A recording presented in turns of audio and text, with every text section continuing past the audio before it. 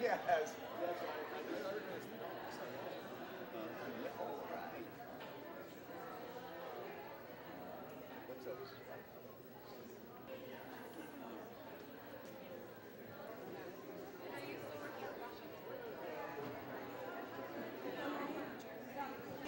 right. All right. What's up?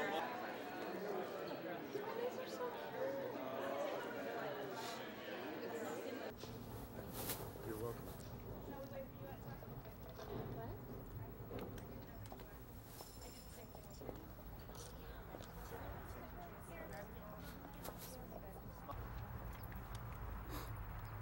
I'm Elena Bicker. I'm the executive director at the Animal Rescue Foundation. And I would like to introduce my friend Rose, who is going to talk a little bit today about the tree ceremony, and I'm going to let her kick this off. I want to thank you all for being here today. We're here to celebrate Sarah's life.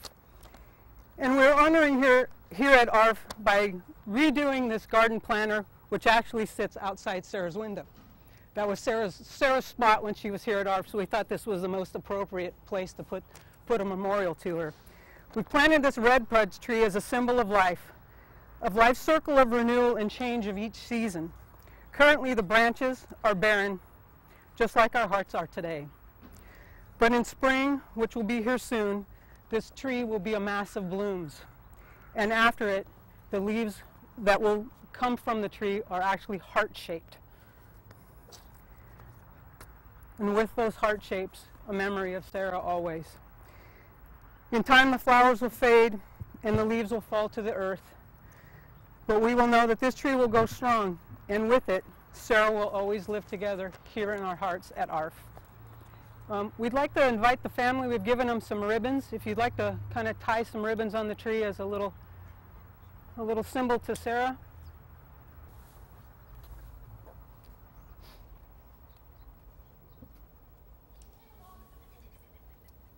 Could be a bow or just a simple knot, whatever you choose.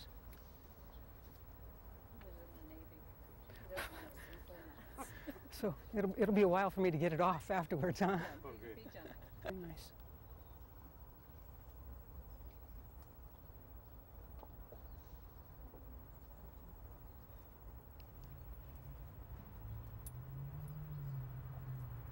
She's going to do a double half hitch. Sarah would love it.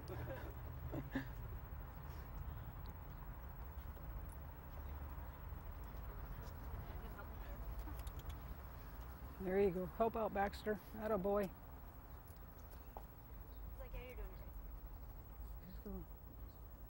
Perfect. Nice going, Baxter.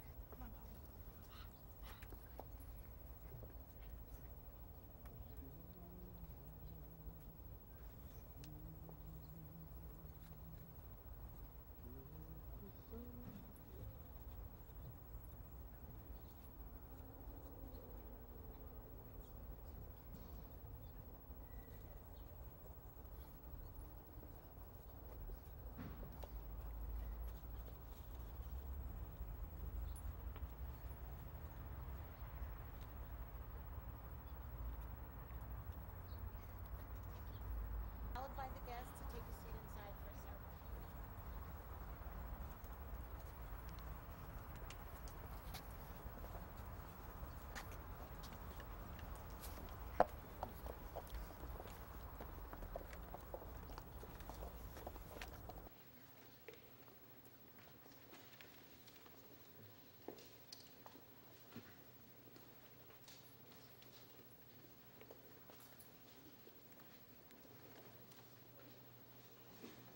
Let the sun rise in the morning. Let the clouds take on a silver sheen. And I'll remember you with each dawning as you rest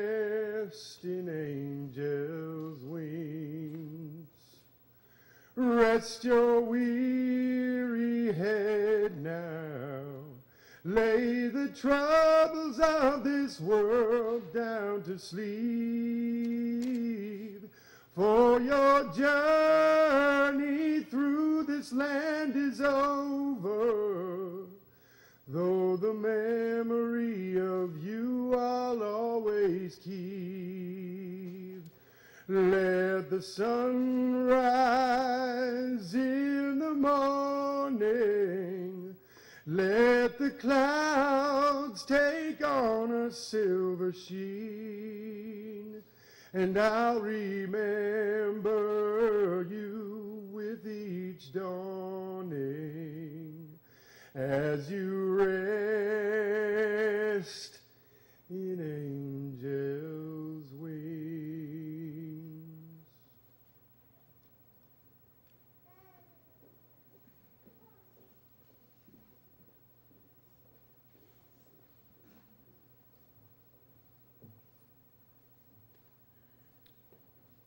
Thank you, Eddie. I think it's fitting that we start today with a poem. And we're laughing, as Sarah would want us to, because when Daniel got here, he asked if he could access a computer and print a poem. And so after careful manipulation of Pat Mill's computer, up popped this beautiful poem. And I said, you don't need to print that. I'm reading that one. So I would like to take this opportunity to remind everybody to please turn your cell phones off.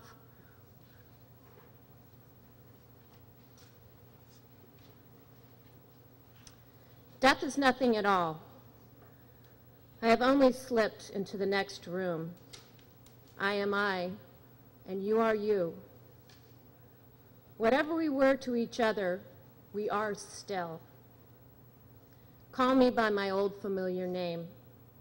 Speak to me in the easy way in which you always used.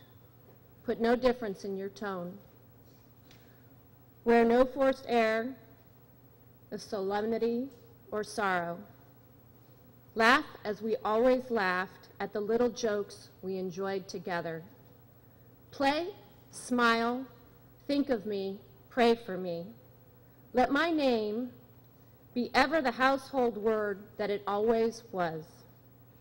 Let it be spoken without effect, without the trace of shadow on it. Life means all it was ever meant. It is the same as it ever was. There is unbroken continuity. Why should I be out of my mind? Because I am out of sight. I am waiting for you, for an interval, somewhere very near, just around the corner. All is well.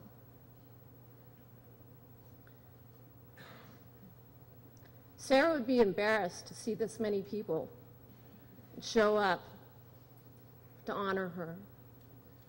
And everyone today is here because they have a broken heart and had the honor and the pleasure to call Sarah sister, daughter, friend. This ceremony is really about Sarah and her family, and really what would make the most comfort for them is to get to know each and every one of us today in this room, to know how we laughed with Sarah, watched television, some of you even trapezed with Sarah.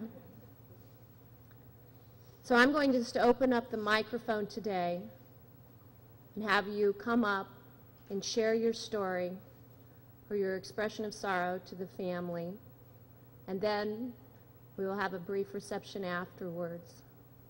So who would like to come up today and start us off?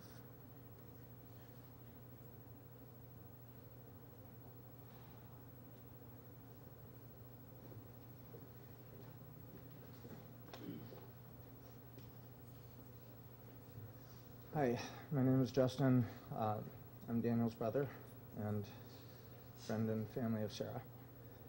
I have two things that I need to do up here. I have to read a poem that was given to me by somebody who could not attend, and then I'd like to share a couple of things myself.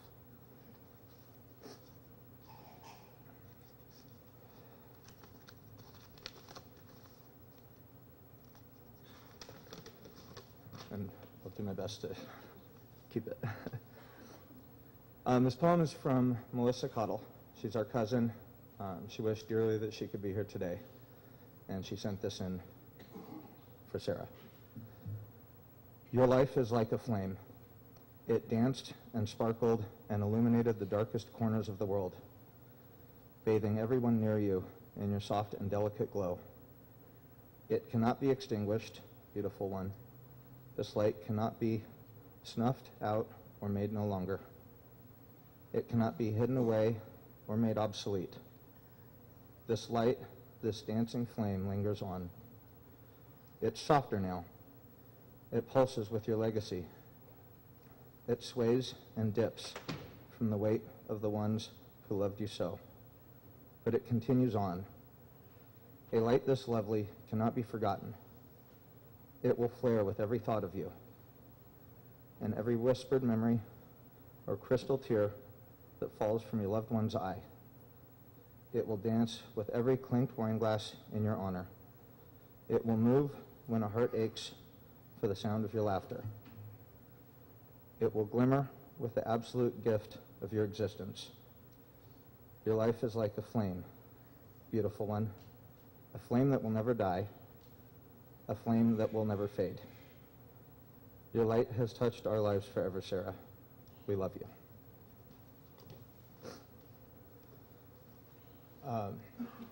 I had the privilege and honor of accompanying my brother to St. Louis to attend her beautiful memorial service. And I just want to share a couple of stories and memories that I have of Sarah. And so we came home that night, and my wife Hala picked us up from the airport and took us home. It was about midnight, and I needed to pick up my dog, say hello, and then go home. And the people in the front row already know the story. So we were talking about the service, and then Hala was asking me all the details as I got my dog and my stuff, and we left the house. We loaded up the car, and I was telling Hala all about the service on the way home and trying to think of what I was going to say today. We got all the way to San Jose and exited the freeway, and I was having a sad moment, and I wanted a hug from my dog. And I turned around, and I forgot to put him in the car. So here I am talking to the wonderful people at ARF about how I abandoned my dog on the side of the road. And they had a great laugh about it. We had a great laugh about it, and I'm sure Sarah's up there looking down, laughing equally as hard. A couple Christmases ago, Sarah drew my name for gift exchange. And this is what she got me.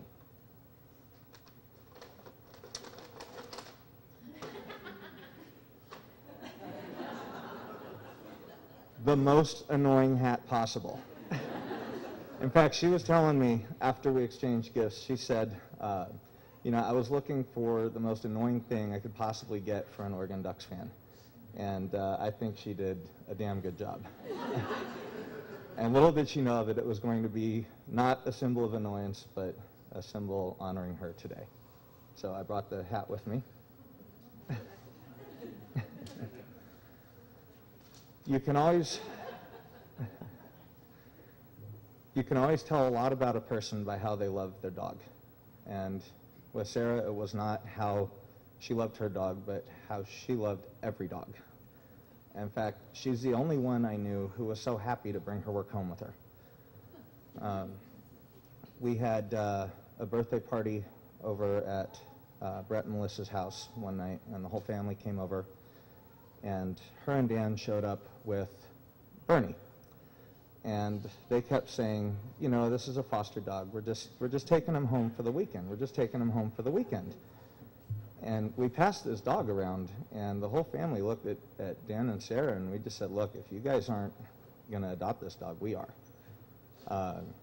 And so everybody kind of looked at Sarah, and Sarah kind of looked at Dan. And Dan said, no, this is a foster dog. We're only going to have him for the weekend. But Dan's face said, damn it, we have another dog. And we do. Way back in the beginning when Sarah first made her introduction to our lives, we went on a snowboarding trip. And there was a bunch of us that went. Sarah and Dan had come, a couple of my other friends had come, and on the slopes it gets busy. Sometimes there are only 2 people on a lift, sometimes you separate from people, but we always ended up finding each other on the slopes. This day we never found Dan or Sarah anywhere, and come to find out they had retreated to the lodge and were just hanging out and having drinks the whole time at the lodge. And looking back on that, that day marked 2 things. It marked the start of a beautiful 7-year relationship that Dan had with Sarah. And it marked the introduction of Sarah as a beloved member of our family. And we will miss her very, very, very much.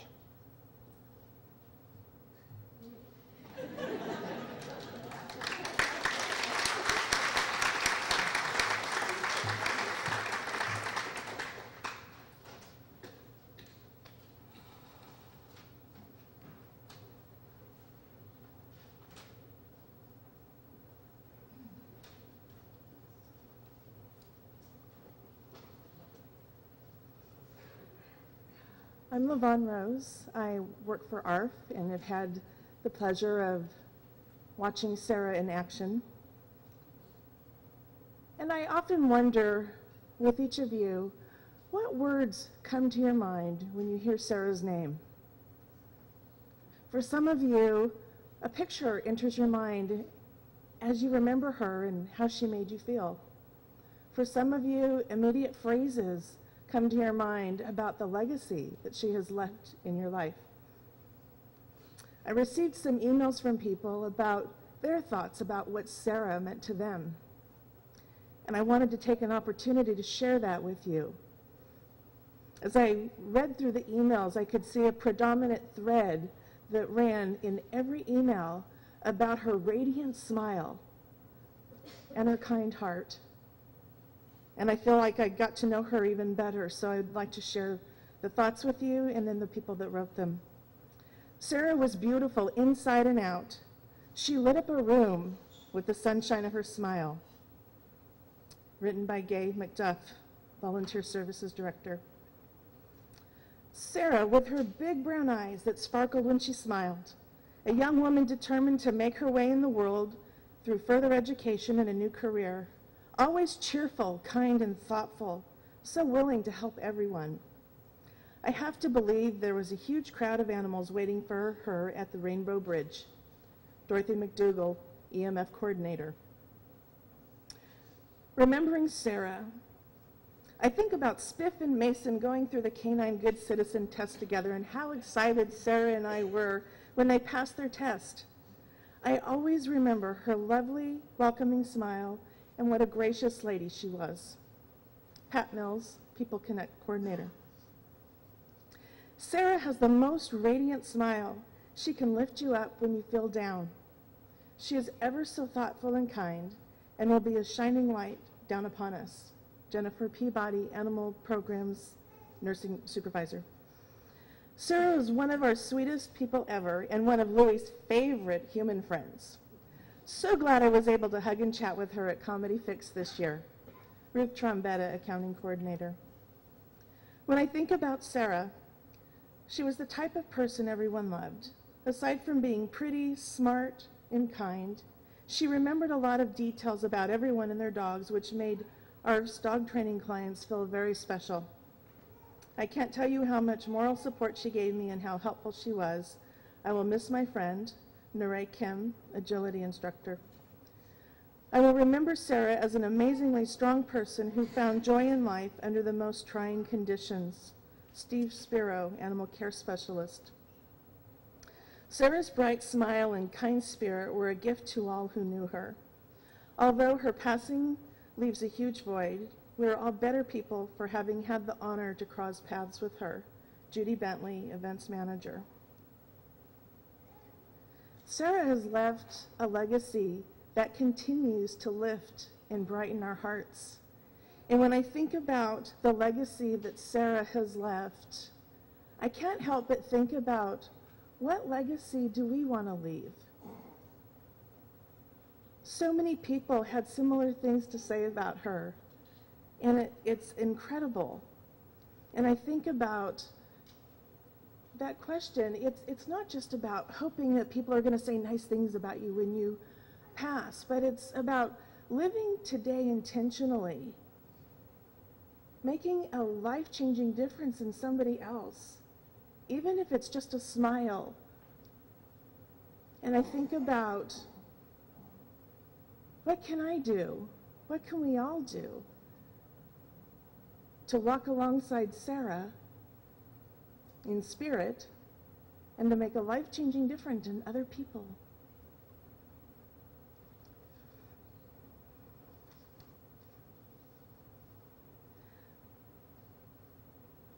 Sarah has a list of long traits, positive traits that are great to follow. And of course, she's human like everybody else and has probably moments that are maybe good tips not to follow. And every one of us in this room is just like her. We have a list of positive traits, and we have a moment or two where we're a good example of maybe we shouldn't have done or said that. And I think people have an impression of us, whether it's positive or negative, and that impression gets even stronger when a person passes. And with Sarah, we have heard so many nice things in these emails, and I know each of you will hear more stories. But she was an emulation of those positive things. And so I think to myself, how can I live intentionally today? How can we live intentionally today like Sarah, so that in those deepest and hardest moments, she still radiates a smile and she radiates joy? What a legacy. What legacy do you want to leave? I'd like to be a woman of integrity and loyalty to friends. I'd like to have grace under fire. That sounds like a pretty lofty goal, don't you think? If one were to do that successfully, it would mean that even in challenges, I would be filled with grace and compassion and loving, even when I'm upset. So I appreciate the legacy that Sarah has left. And I just would like to leave each of us with the thought of, how can we walk alongside Sarah in spirit, impacting others around us in a better way? Let's find, what's that list? What are the traits that we want to exhibit? And then maybe set a couple of goals to see how we get there and live each day intentionally. I think it's the first time that someone has passed. I don't think I've ever seen Sarah have a bad day.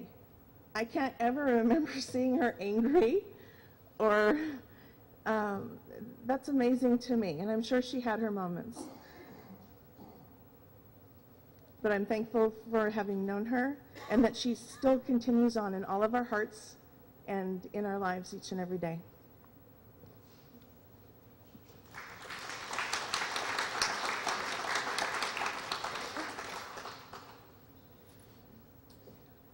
Hi everybody, I'm Susan Furukawa, and I was Sarah's manager at ARF for about 3 years. And walking into the pavilion today, I was reminded of coming in here to visit Sarah in her office and have chats with her, and also reminded of how incredibly tolerant she was with her dogs. We'd sit, we're in her office in a meeting, and Emma, what's her little min pin, scared little min pin, would be on her lap, and within seconds crawl all the way up into her shirt and stay there. And Sarah was, you know, so wonderful and sweet. She just acted like everything was normal.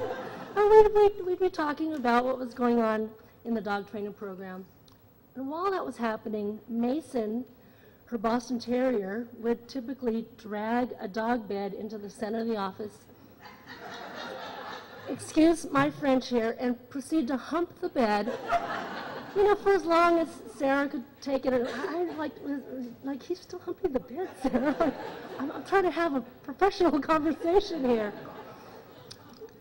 So those meetings were really fun, very entertaining for us both. But of course, that's not who Sarah was as an employee at ARF. As an ARF staff member, it will surprise none of you that she is terrific. She did everything she said she was going to do and more. She was proactive. She was self-directed. She offered help to a lot of her colleagues. I know Chris and Carolyn got a ton of help from her over the years. And she cared about the quality of her work. She cared deeply about the animals here and about her colleagues. So I really was privileged to have her report to me. It was not like, you know, I needed to supervise her or anything. She was just such a strong staff member. And I think as her manager, like, Sarah would probably want me to remember that she was a terrific employee. And I will. I'll remember that, but she and I were friends too.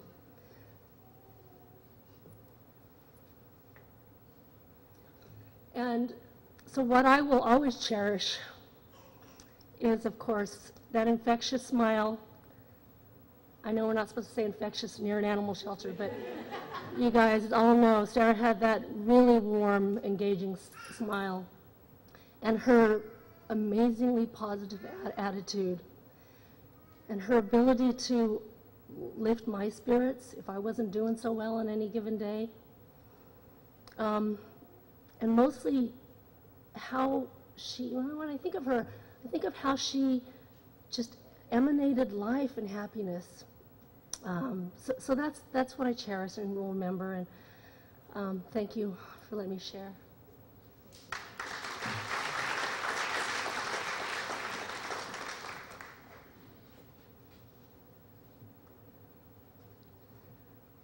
Hi, I'm Steve Spiro, Animal Care at ARF. The last time I did this was for my mother. It was her time. It was not Sarah's time. I was amazed at the number of people that are here. Look at all these people, the people next to you. People came from far and wide. People flew in for this event. Yeah, Sarah was here only 3 years. Just imagine we'd need another room if it was beyond that. If Sarah's life had continued, how many more people would she have touched in just a short time? LaVon said what word? Hadn't thought about it until she said that. And then LaVon also said grace. Sarah and I talked about afflictions. She had vertigo. I had migraines. We were both looking for the answer. Neither one of us found it. I couldn't imagine going through day after day with vertigo. I had one episode. I woke up in the morning at 6 o'clock, started to get up, free falling. I mean, I've had hangovers, I've been dizzy. But if I moved my head 1 degree left or right, up and back, free falling. So I stayed there for 3 hours, having to go to the bathroom. And then it was gone. And she went through this. I just can't imagine the courage she had, grace under pressure. She enjoyed life. You wouldn't know it. And that's what I remember about Sarah, grace under pressure, and how she touched all of our lives. Thank you.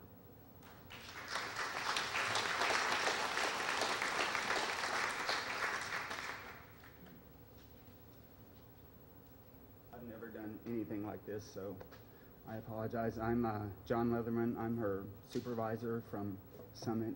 I'm sorry, I haven't met you officially yet. I have no idea what to say. I just want to kind of convey the type of person Sarah was to me. I've only been in my position about 10 to 11 months, so Sarah came fairly new at the same time as I did. There's a small group of new people that came along the same time that I did. And through the process of, you know, getting to know her as her manager, as a teacher, I started getting to know her a little better as a person, as a you know, fellow human being and not a number. And through the whole time, there was never a moment where I didn't feel encouraged and supported back from her in my position.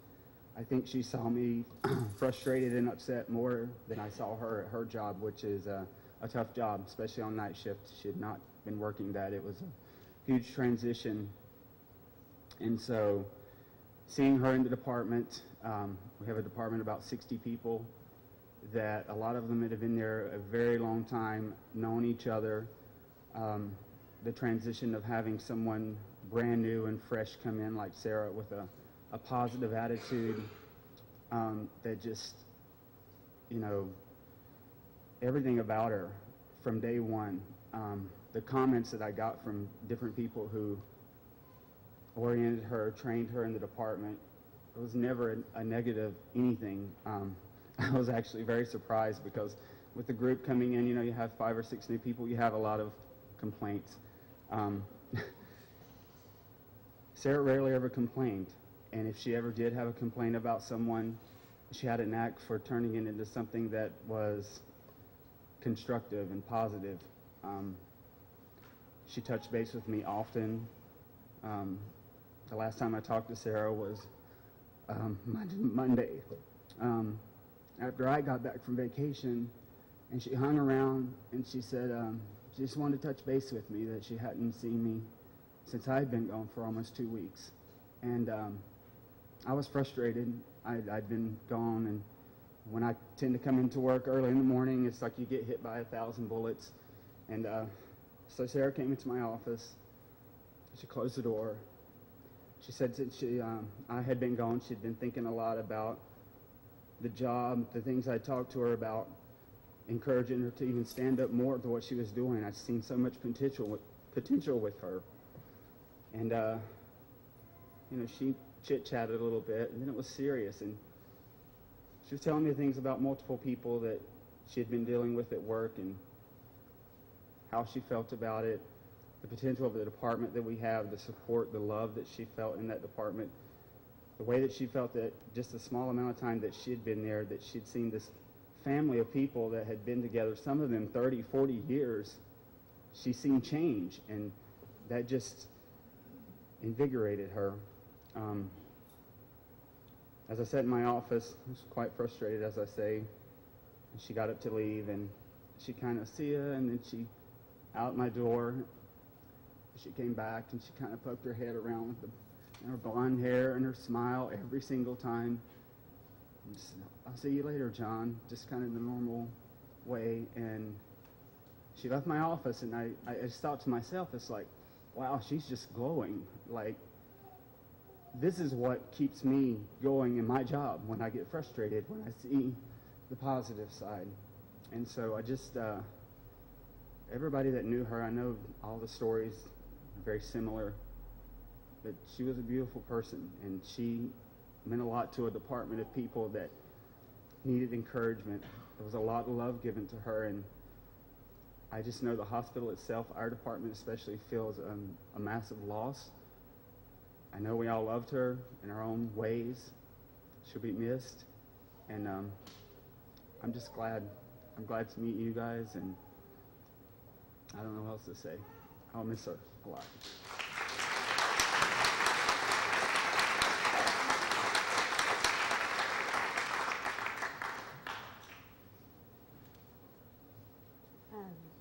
I'm Kayem. I'm working with Sarah on night shift at Summit Hospital. The first time I met Sarah, we were both orienting to the hospital. And it was my first day, and I was, super nervous. New hospital, new people. And she comes up to me with her big smile and says, "Hi, I'm Sarah." I went, "Wow, yes, I've been accepted into this place." And I actually encouraged her to, I had a little more seniority than her, and I encouraged her, I said, "Sarah, you know what, go for that part-time position at this hospital. You're good, you're great." And she said, "Okay, are you sure? Because, you're more senior than me." And I said, no, go. You deserve it." So she went for the position, and we started working together, and she started telling me about how she had just graduated, and we were working night shift together, and there was a code that was called overhead. A patient was in trouble, and I came running, and Sarah was already in there, gowned up, gloves on.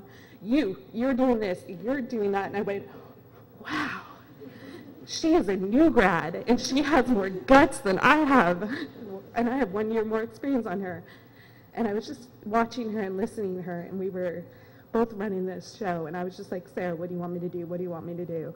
And she's, "You do this, you do that." And I mean, unfortunately, the patient did not make it, but I was thinking, wow, this girl's got so much potential, so much love, so much compassion for what she does. Excuse me. So, just letting you guys know about how she was a respiratory therapist. We all loved her on night shift. She would call all of us and ask if we needed help. She'd be in the department talking sports about all these teams, and I would look at her going, "Oh my God, I need to be more like a man, I guess." Because here's this girl who knows about every single player, about hockey, about baseball, about football, and I'm like, wow, I need to catch up with her.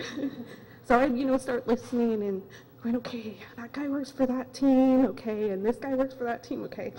Gotta take mental notes so I can talk to all the men about sports. But she always tried to include me, and I just go, yeah, go St. Louis, And she would always talk to me about St. Louis and about her home and about her family, and we had a little tip, and one time about my family was also from, I always was told it's Missouri, because that's what my grandpa said. And she said, no, Cayenne, it's Missouri. I said, but I thought Californians call it Missouri. She said, no, we call it Missouri. I was like, so my grandpa, who's lived there for 80 years, is wrong? And we finally figured it out. My grandpa lives in the sticks, and out in the sticks, the education might have been a little bit less. And they pronounced the I as an A, or Zara, yeah. And so, of course, I didn't have the heart to tell my grandfather that he was wrong. But I always went to Sarah and said, "How is your family from Missouri?" She'd smile and she'd go, "You're finally getting it, Cayenne." I said, "I'm working on it." So, just telling you a little about how she was in the department. All the nurses in ICU at night would tell me that, "Where's Sarah tonight?" And they would always say how amazing therapist she was. She was always smiling to them, telling jokes with them. They would say that her compassion and her love for her patients, even though she might have only known them for one night, because they would come in and out, she just was incredible. And all through the last week, they've been stopping me and telling me amazing things about her. And I think all of them wish they could have been here to say, she's a great girl and she will be missed in the respiratory community. Thank you.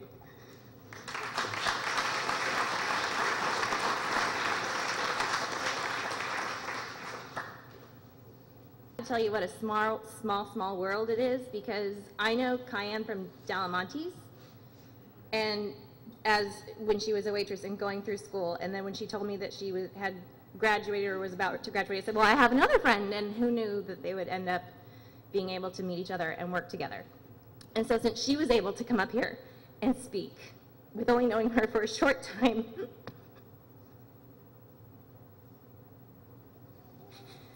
I had to as well. I was lucky, just like all of you, to have met Sarah. I would spend many times in her office on my lunch break just so I can sit there with Mason licking my face because I needed that. One thing, when I worked in private practice before I came to ARF, some of the clients, they would look at me and they would go, "Ooh," when I would let the dogs lick my face. And I said, well, that's why it's my job. And so when I found out that I was going to be moving to an apartment with my husband in Moraga where we were able to have a dog, I was so excited. I went to Sarah. I said, "Oh, we can finally have Mason play with a dog. It's going to be a pug." And so we had many play dates out in that little courtyard right there. And then she talked me into taking Sophie home, and I think Erica helped, and a lot of the people over there helped too. And so her name was Glockenspiel when we got her. I'm rambling, but that's what I do. Sophie, when I adopted her, she got me this really cute hot pink harness to go with her pink underneath her white. And so, you want to go over there? What are you doing? You want to go over there? Go on. And so I have been lucky to have known Daniel from the past and to reconnect with him, just like she was lucky to reconnect with him at a Niner game. It's interesting to see on the social media how many people's lives she has touched. And even though we don't know each other, we do, because of the social media, that where we're able to see the stories and the love. And like LaVon said in her speech, the common smile that touched us all. And I'm lucky to have met her family and to be a part of it now. And so thank you for coming to pay tribute to such a beautiful, beautiful soul who helped me while she was going to respiratory school, while my mother-in-law was in respiratory therapy and unfortunately passed away, but she was there for me for that, and that meant a lot. So let's remember her gorgeous smile. And there's, if you need to, there's a little slideshow going on over on the TV, and I keep seeing her face, but I don't need a picture to remember her smile and her beautiful eyes. And it's really nice to see some of you that I haven't seen in a while, and some that I've only seen on Facebook. So thank you.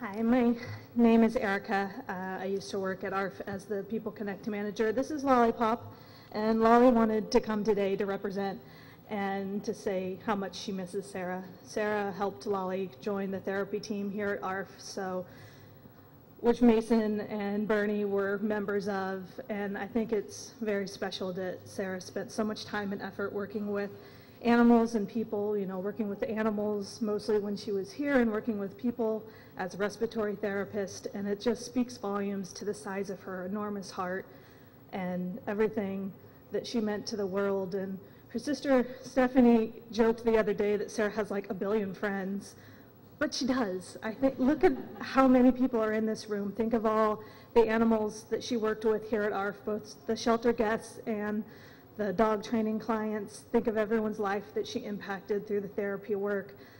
She probably does have a billion friends.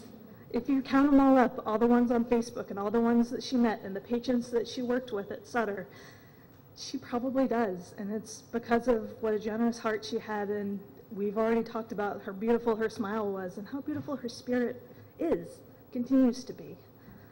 I actually wanted to share a happy story about Sarah. In January, or maybe it was technically February of '09, Joelle Cook and I have a birthday very close to each other, and so we had all gotten together for a trapeze birthday party in Oakland. I found them online, and I thought that sounded great to go away and join the circus for our birthdays. And so we gathered up everyone who was brave enough to go with us. I think there was about 8 or so of us. And it was a big room about the size of this building, at least as high as this ceiling. And you go up this teeny tiny ladder, and you stand on the edge of this platform, and you're strapped into a harness around your butt in case you fall, which you're going to fall, because the whole point is to reach out and grab that bar, hang on for dear life, and just let go and swing, and they have a net to catch you. Sarah and I were on the tower together. 2 people can climb up one after the other. And I just remember standing on the edge of that platform, getting ready to go, shaking more than I am right now, just petrified that I could not jump off of that edge. And Sarah was about right there, right next to me, getting ready for her turn. And she was terrified too. We were looking at each other going, oh, what did we do? What are we going to do? And I didn't want to let her down. She was nervous too, and I didn't want to be the one that chickened out and said, no, I don't want to do this and have to go down the ladder. I figured if I jumped, she would jump, which she did. But I had to look at her right before I jumped, and I wish that I remembered her exact words. But it was something along the lines of, you can do it, jump. And all of this past week or so, as I've had all these memories of Sarah, and my heart has been sad, and I've been missing her so much, but I keep thinking about that moment when she was my rock. She was there for me, even though she was scared too. She was, as Sarah does, giving of herself and saying, it's okay, you can do it, you can do it. And I think she would want all of us to remember that. Remember that in life whenever you're afraid of whatever the next step is, whether it's getting a new job or starting a family or moving cross country, whatever it is that has you worried, think about the strength that Sarah had. Just do it. Just jump. Sarah meant the world, and if she could do it, you can do it. Thank you.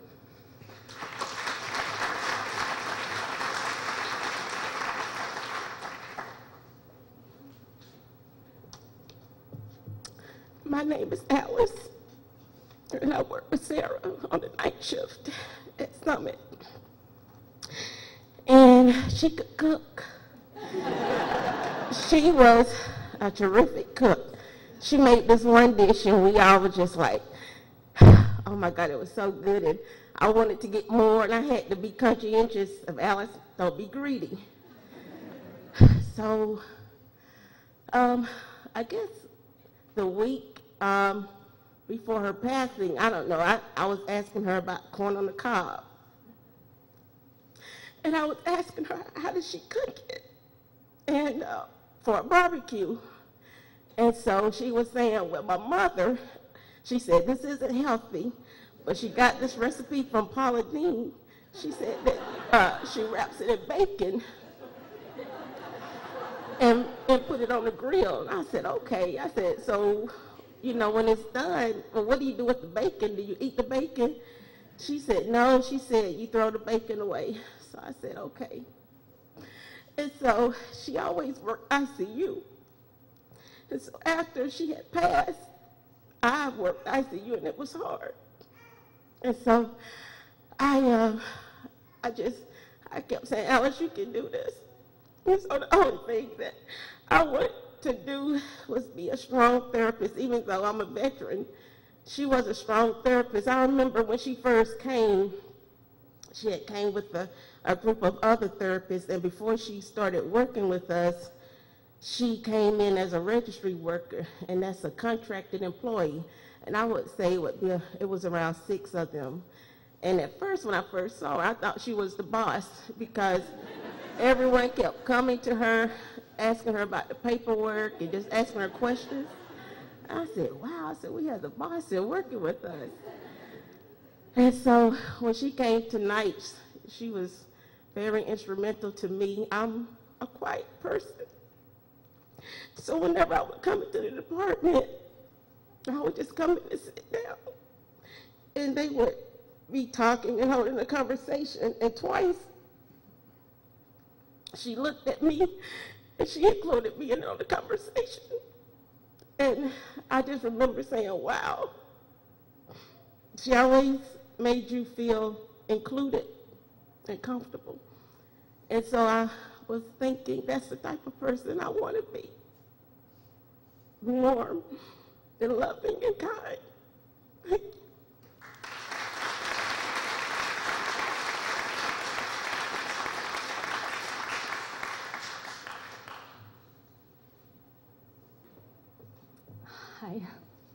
Hi, my name's Kristen, and Sarah was a good friend of mine. Sarah and I met a long time ago at NHI, and we worked together, and she was the best financial advisor I had upstairs. I worked in admissions, and we became good friends through work and started to go to sushi together.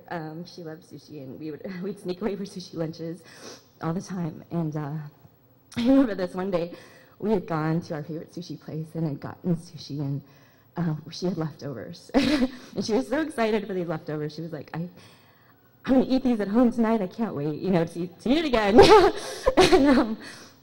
And we got all the way back to the office, and as we were walking up, she dropped her to-go box, and her sushi fell out onto the concrete, and she looked so upset. She was just like, and I didn't know what to do, and I had some leftover sushi too, so I was like, here, you can have mine. And she was like, really? And I was like, yeah.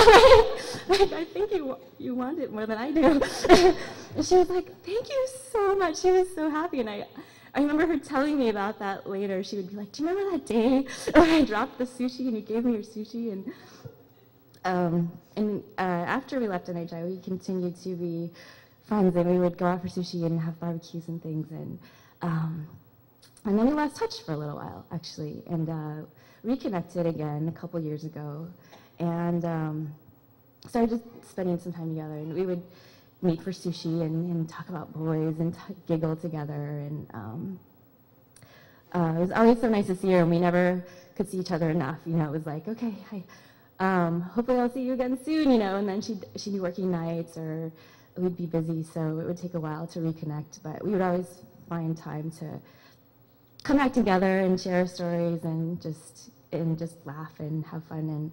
And one of the last, I saw her a couple times in the last couple months that I've just been thinking about a lot since.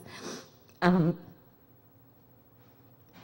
of them was for my birthday party. She came to my birthday in January, and I remember we were just like, we must have been really annoying, actually, because it was the kind of thing where all my friends, I had a handful of friends there, and we were, having fun and stuff, and Sarah showed up, and we were just like super giggly girls, like, you're here, I'm so happy. And we're just around giggling, and so we kind of removed ourselves from everybody else for a minute, went to the bar, and we were kind of catching up, and some of my other friends came in, and one of them was saying, like, oh, he's going to be running a marathon on Super Bowl Sunday, and how he he wasn't gonna drink until then. This is kind of random, but I remember just before that she had said that she was going to the Niners game with Daniel, and she was just like, I'm so excited to go to the game. It's gonna be so much fun. She was really, really excited about it. And as I'm talking to my friend about this marathon, she's like, well, you can still watch the game. You can still watch the game after the marathon. And he was like, what? And I was like, I can't believe it. Like, you're just only thinking about the game. And we started laughing so hard. And we just had a really fun time that night. And the other thing I keep thinking about is the last time I saw Sarah, which was about a week before her death. We went out for sushi to our favorite sushi place. We, we're just catching up. And as we were leaving that night, she drove me back to my apartment. And just before, she was like, oh, I got this new tattoo. I want to show it to you. And she showed me it. She's like, this is really ghetto. And she pulled up her shirt, and she had taped a paper towel over the tattoo because she didn't have the right bandages or something. And she's like, look, she's like, I had to tape a paper towel because she's like, but, I wanted to show it to you. And it was this beautiful, beautiful tattoo. And as we were driving home, she said that her sister had told her to wait. She'd wanted to get it a couple months ago, but her sister had told her to wait till she was in a really good place and to get it then. And so she had just gotten it like a week or a few days before. And so we talked about that, and I remember just being really happy for her, and and that night, I was like, wow, like Sarah just seems so happy right now, and I'm so happy for her. She's, and just thinking like she's so beautiful and so generous and so, and I was so happy to feel like we were so, we were like in this place where we were close, and I loved her friendship so much, and just having these moments with her. Actually, I was sorry, I'm totally rambling. I was sick that night. I wasn't feeling well, and she kept texting me and checking in with me like in the days after that to see if I was okay. And I thought, oh, I just have a little bit of a cold. And she's like, how are you feeling today? And you remember liquids and rest and and vitamin C. And I was just like, thank you so much for checking in. So yeah, I loved Sarah. She was amazing and wonderful, and just I'm gonna miss her so much. I still kind of can't believe that this has happened, but yeah.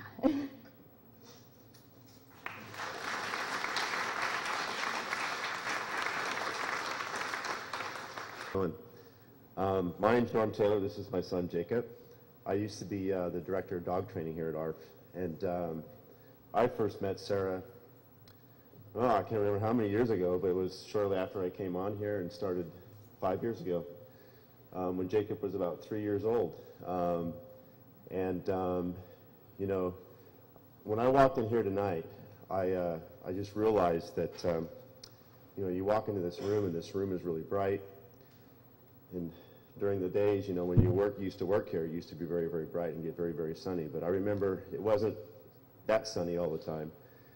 It also got a lot warmer, a lot more cheerful, a lot brighter when Sarah was here. I remember like working here on Saturdays and sometimes on Sundays, it would be really, really long days. But having Sarah walk up, pull her car up as I'm trying to get a class organized, and I'd see her walking with her dogs, just that cheery, bright, sunshiny face and her blonde hair. It just kind of picked my day up because, I was already in the mindset of, I got to work with all these clients, I got people coming in, I got to work with the dogs, but I just kept on thinking as I saw her walk in, it's like, but Sarah's here. Sarah's going to get me through the day. Because we used to chat a lot, we used to have lots of really funny stories, and laugh a lot. We'd go out and get coffee. At lunchtime, one of us would take off and likely do some kind of a sushi run. We always loved to have that sushi, so we always did that. It was really good. As I was sitting back there, or standing back there, I was thinking that there's three words that really come to mind for me, besides how bright and sunshiny Sarah was. I remember when I first interviewed her for the position that she took here, and not only that during that interview process, but also as she grew and I mentored her and she took on more challenges and took on more additional dog training classes, that she was a very, very tenacious individual. She always desired to learn more. She wanted to be the best at what she could do. And she not only wanted to be the best, she wanted to understand it, and she took the skills that she learned and she applied them. And so another word that comes to mind is that she was also a very, very talented individual. There wasn't a time, I don't think, when she said that she was ready to do a class where I just thought, you go, girl, because I want you to do it. And I had the trust, and that's another word about her, is that she was very trustworthy. I also knew that I could depend on her to take on a class. Also, at times when I was here with Jacob, and I'd have to go do a class, or I'd have to take off and go do a private lesson outside, that I could depend on her to not only take care of the class, look after the environment, look after my son, but also I had 5 dogs that I would come in here with, and she was very, talking about watching the dog hump the bed. She was able to not only look after Emma and Mason, but she also helped look after Charlie and Lady and Anya and Bleach and Millie, our 5 dogs. And she'd have them all out here running all at once, playing with one another. I talk about Mason going and getting that bed, Mason would get that bed and she'd tolerate it for a while, and all of a sudden she'd look over at Mason and she'd go, Mason! And then Mason would kind of stop and he'd roll over, But so those are the 3 things I remember about her the most, is is that she was very talented, she was very tenacious, and she was very trustworthy, and she will definitely be missed.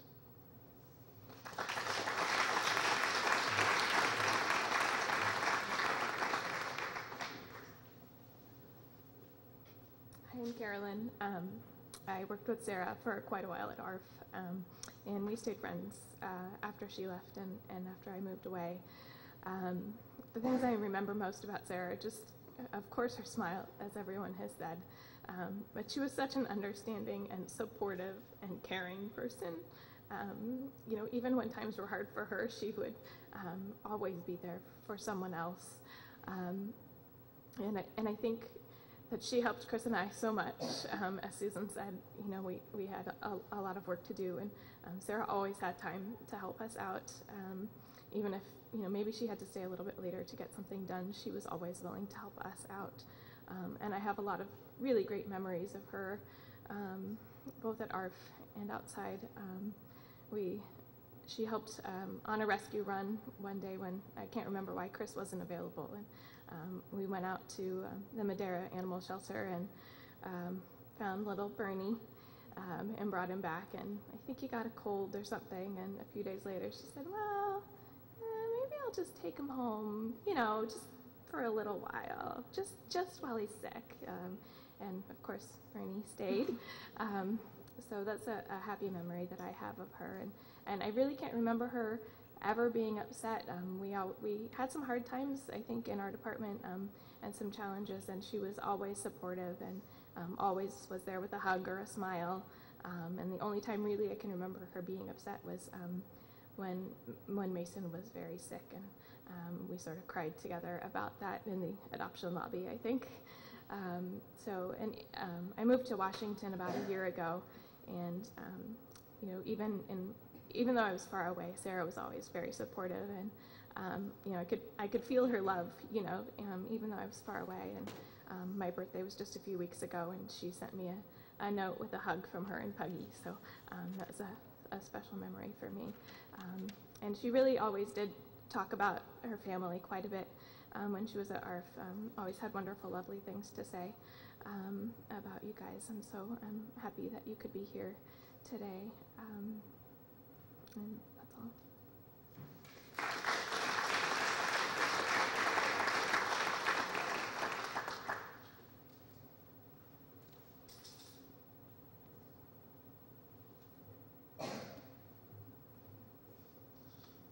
Hi, my name is Grace, and honestly, I didn't really know Sarah for very long. We worked together, and I immediately noticed her when she started working because she always had a smile on her face. And I work on nights, and no matter how busy or crazy things were, it was like she would walk in and she would just brighten up the unit. And upon hearing the news of her death, it spread through the hospital, and everybody was just like, you know, the respiratory therapist always had a smile on her face, and she never complained. Sometimes she wouldn't even be assigned to our unit, and we would try to, you know, calling for somebody who's assigned to our unit, and sometimes we would get her on the phone, and she would be on our floor visiting someone, and she would just say, you know, I'm here so I can, you know, help out, and she would never flee the scene. And one time we had a code situation a couple months ago, and everybody rushes in there and it's crowded, but no one really does anything. All these patients, you know, sometimes it takes a while for it to sink in that someone's, you know, needs help. And Sarah was in there like immediately, and she was like doing chest compressions, still with a smile on her face, and like kind of running the show. And I was like, whoa, you know. And I've been a nurse for 12 years, and I was just really, really impressed by that. And the past couple of weeks prior to her death, me and her started talking more, you know, outside, you know, conversations outside of work. I just remember just how I was kind of like kicking myself because I wasn't more proactive in speaking with her and getting to know her more when she first started. Because I was like, this girl is really, really cool, and she's so nice and just so positive, and you could just see it radiate from her. And I remember coming home with my husband and telling him, you know, because a couple of my night shift friends had moved to day shift, and I was so excited because I was like, there's this, respiratory therapist, and she's been around for a while, but I just started talking to her a lot more recently, and she's just so nice, and I'm so excited to, like, maybe we can hang out outside of work. And I remember the weekend prior to her death, we just spoke to each other. I had given her a peach cobbler recipe the week before, and she came up to my floor, and she wanted to tell me about it, and I was falling asleep at the desk. And she's not even assigned to my unit, and she comes up and she's like, I just wanted to come by and say hi, and I wanted to let you know how the peach cobbler turned out. And I just remember the weekend before her passing, I was looking forward to going to work, and it's rare at times that I look forward to going to work, and I remember saying, I'm wondering if Sarah's working. I hope she's working. I really want to talk to her.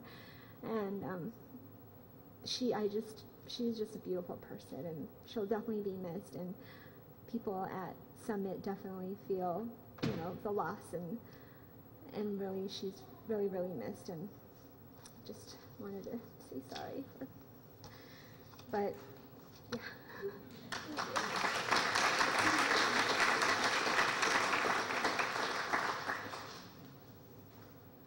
Hello, my name is Melissa, and I feel like I might want to represent our RT class.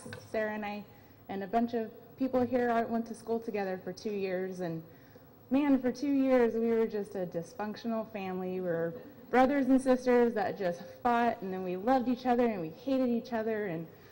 And when we first started, Sarah and Kate and I became really good friends, and we'd go over to your house all the time. And I remember, I don't know why I remember this. One time she made spaghetti, and she said, oh, I make my own sauce. And Sarah loved wine, and I don't like wine. And she served up the spaghetti, and I took a bite, and she said, how is it? And I said, it tastes like wine. And she said, I know it's good, right? I'm like, sure, okay. And I remember being very sad that you and Sarah broke up, because I loved your nice, deep voice. Coming over, I'm like, can you make a recording of Daniel talking and I can just listen to it? So, anyway, I don't know what happened. There's, a bunch of people together for 2 years, and it was drama for 2 years that we all just went through together. But unfortunately, Sarah and I didn't keep in touch after school, and Kate did, though, and so every once in a while she'd send me a text and say, oh, Sarah's doing this or Sarah's doing that. And I'm sure you kept her abreast of things that were happening with me too. So in a way, Kate was our middleman. So tell Sarah this, tell Kim, anyway. But yeah, the text Monday morning shot me up out of bed, and it was pretty crazy. It's still surreal. And she was a good person, and I'm so sad now that we didn't keep in touch. And it makes you think of old friends that you don't really talk to anymore and say, why don't I talk to them anymore? And get a hold of them and bring them back into your life. And so, all right, thank you.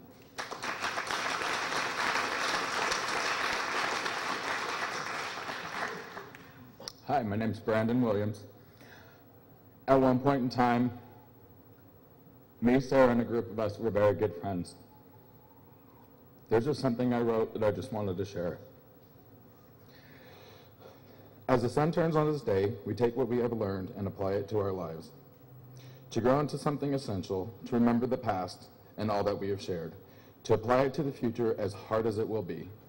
As the sun sets on this day, our lives will no longer be the same. We will always remember you and what you have given all of us. Never to forget, always to remember. Now let the sun set on this day.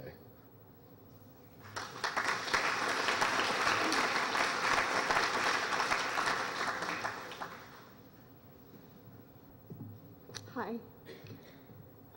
my name's Hala, and I'm Justin's wife, so Daniel's sister-in-law. Anyway, I have so many vibrant memories of Sarah, and when I think of Sarah, actually, let me back up.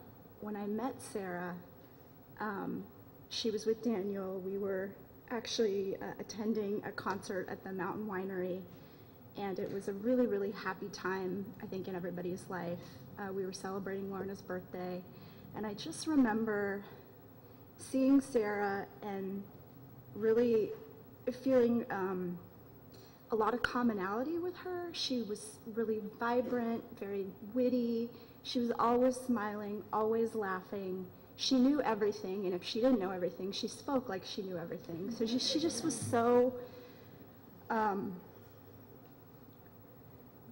so charismatic, and she wore her heart on her sleeve. She never was a person that when you looked at her, you could think, you know, is this person being straight with me? Or is she, you never had a second thought about the things that she said. She was very straightforward and very sincere. And one thing that I know about Sarah that I share with her, she always wanted to make sure that whomever she was around was comfortable. And we've heard countless stories in the last hour and a half that reflect that. She really cared for people, and she always reached out, whether she knew you or whether she didn't. And fortunately, the last couple of years,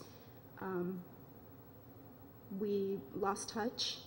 I wish that we had kept in touch, but I always, to me, and I know with my husband and the family, we always had a good feeling for her, and we always wished her the best. And one thing, you know, Justin and I have been talking all week and trying to reconcile what's happened and make peace with it. And one thing that I told Justin on the second day after we found out was that I take a little bit of comfort in knowing that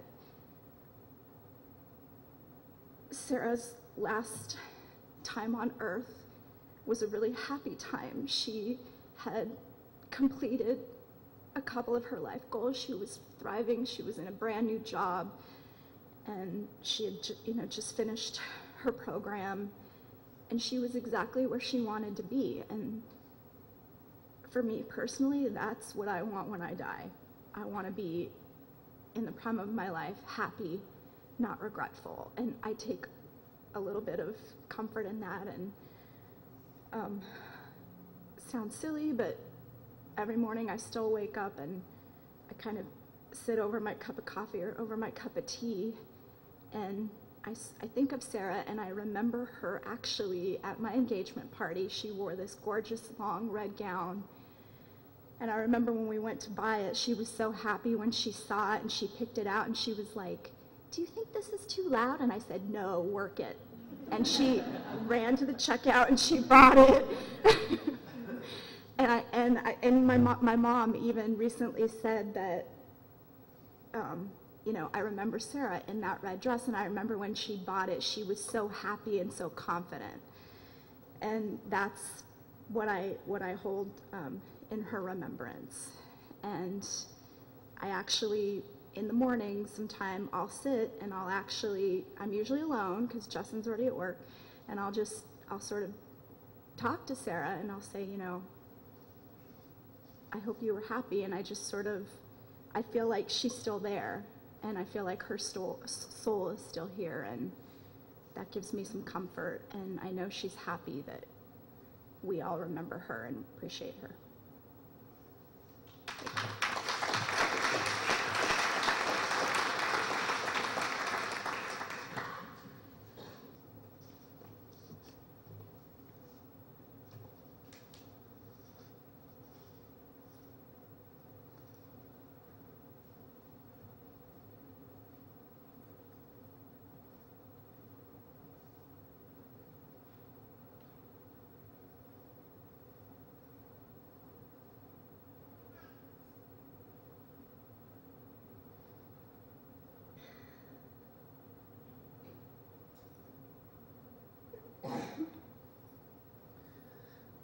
Well, I won't ask for a moment of silence.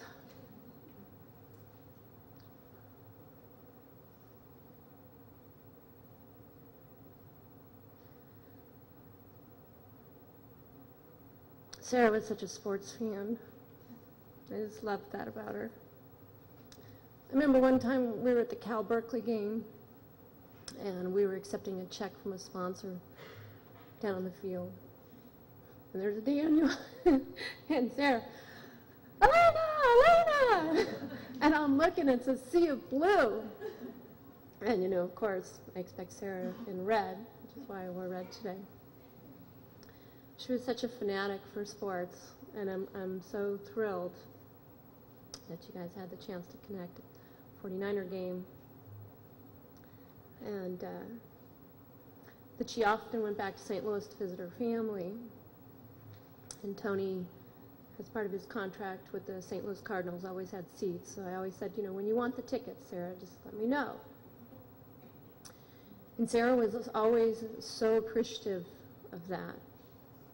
And one day she came back, and at ARF we have Dutch doors if you haven't seen our offices. So you can only see from the waist up. So she, and I'm looking at her, and she slowly raised her hands, and she made me a Fredbird, and she filled out the adoption paperwork for me, and she was like, you don't have a Fredbird in your office. No one even knows that you're cheering for the St. Louis Cardinals. And I said, well, thank you, Sarah. That was very, very thoughtful. And that Fredbird has sat on my bookshelf since then. And every time I look at it, I think of Sarah's little secret smile that she had. Because she would love to do that, where she was just such a giving nature. And last week, when we spoke, you said she is, she was, and you said, I have a hard time right now. I don't know which tense to use.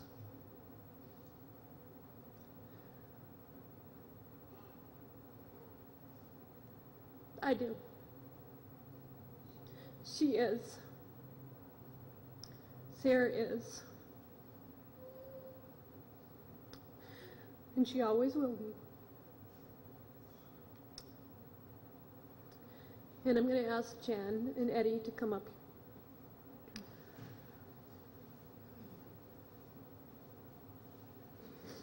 Actually, before you guys do, Jen Suzuki. Where's Jen?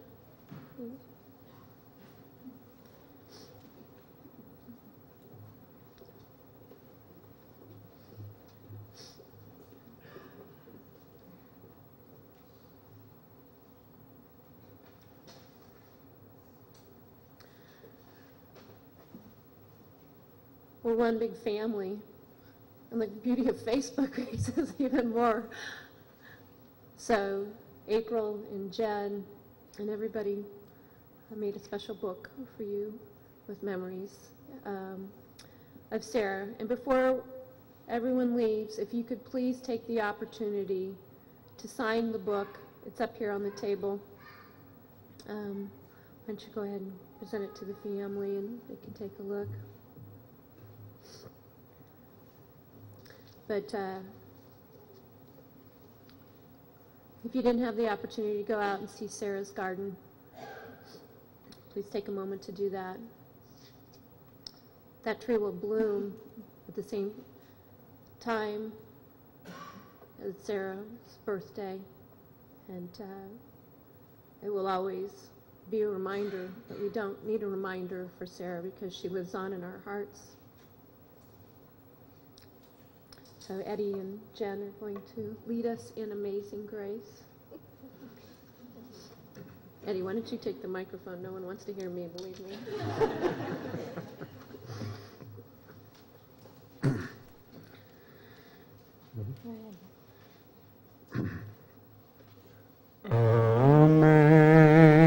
Amazing grace, how sweet the sound that saved a wretch like me.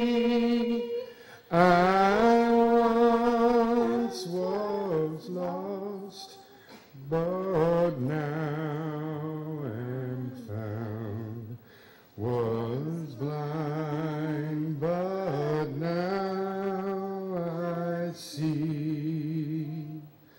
'Twas grace that taught my heart to fear, and grace my fears relieved. How precious did that grace appear, the hour I first believed. When we've been there 10,000 years, bright shining as the sun, we've no less days to sing God's praise than when we first begun.